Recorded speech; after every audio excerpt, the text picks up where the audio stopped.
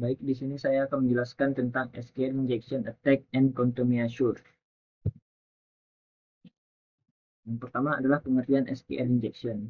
SQL Injection adalah jenis aksi hacking pada keamanan komputer, di mana seorang penyerang bisa mendapatkan akses ke basis data di dalam sistem.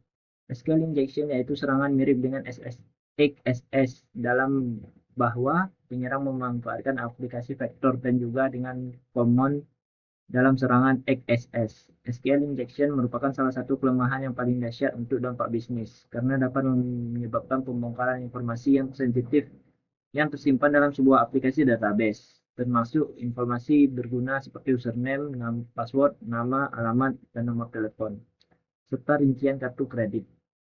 Jadi SQL injection adalah kelemahan yang terjadi ketika penyerang mampu mengubah struktur query language atau SQL di dalam database.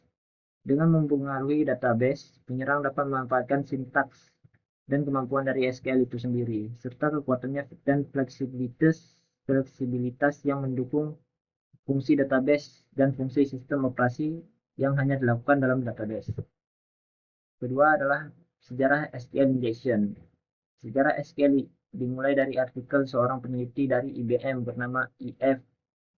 Chodd yang membahas tentang ide pembuatan basis data relasional pada bulan Juni 1970.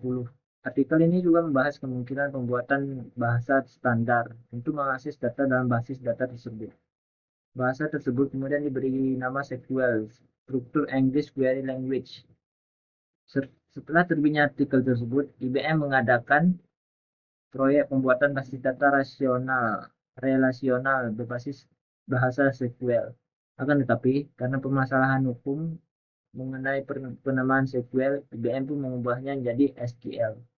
Di akhir tahun 1970-an, muncul sebuah perusahaan bernama Oracle yang membuat server basis data populer yang bernama sama dengan perusahaannya. Dengan naiknya kepopuleran Oracle, maka SQL juga ikut populer sehingga ini menjadi standar de facto dalam bahasa manajemen basis data.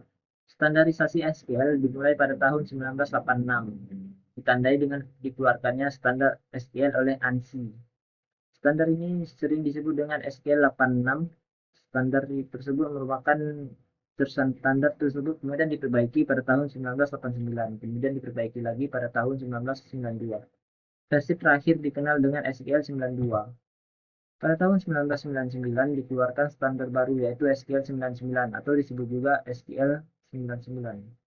Akan tetapi kebanyakan implementasi mereferensi pada SQL 92. Saat ini sebenarnya tidak ada server basis data yang 100% mendukung SQL 92.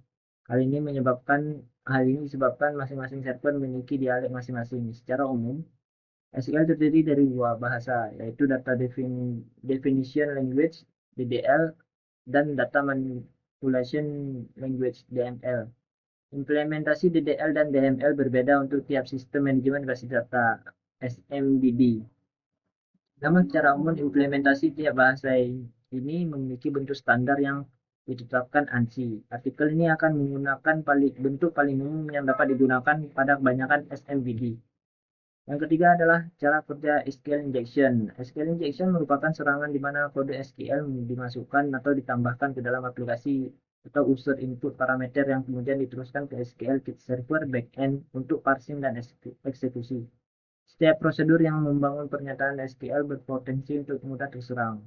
Bentuk injeksi utama SQL terdiri dari penyisipan langsung kode ke dalam parameter yang digabungkan dengan perintah SQL dan kemudian dieksekusi. Sebuah serangan langsung paling sedikit menyuntikkan kode ke dalam string yang ditujukan ke penyimpanan di dalam sebuah tabel atau sebagai metadata. Ketika string yang tersimpan akhirnya digabungkan ke dalam perintah SQL dinamis, kode tersebut akan dieksekusi. Ketika aplikasi web gagal untuk membersihkan parameter dengan benar dilewatkan ke pernyataan SQL yang dibuat secara dinamis. Bahkan ketika menggunakan teknik parameterisasi, ini memungkinkan seseorang penyerang untuk mengubah-ubah konstruksi backend SQL.